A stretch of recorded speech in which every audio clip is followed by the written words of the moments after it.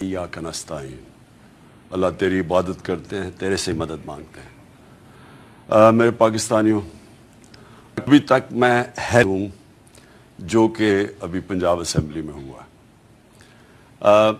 मैं हमेशा समझता हूँ कि अल्लाह किसी वक्त हमारी जमहूरियत को उस सतह पे लेके जा जो मगरबी ममालिक में जो जमहूरियत के फ़ायदे होते हैं कौम को, क्योंकि जमहूरियत असल में एक कौम का मेरिटोक्रेसी भी होती है, इसमें ट्रांसपेरेंसी भी होती है, लेकिन जमहूरियत की एक बुनियाद होती है इखलाकियात।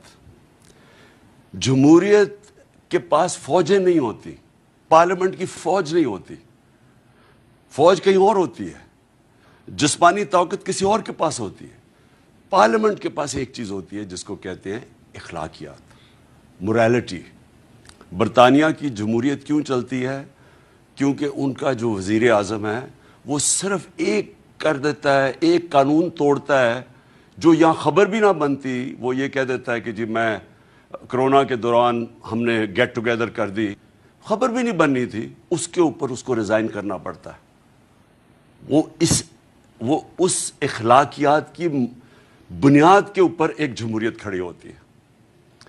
तो हमने ये जो तमाशा देखा, पहले तो मैं शुरू करूं कि जो तमाशा देखा सिंध हाउस में, सारी कौम के सामने सिंध हाउस में क्या हुआ, मंडी लगी, हमारे बच्चे देख रहे थे। अब तो सोशल मीडिया है, हर 8, 9, 10 बच्चे के पास सोशल मीडिया है, सबके ऊपर तमाशा आ रहा था।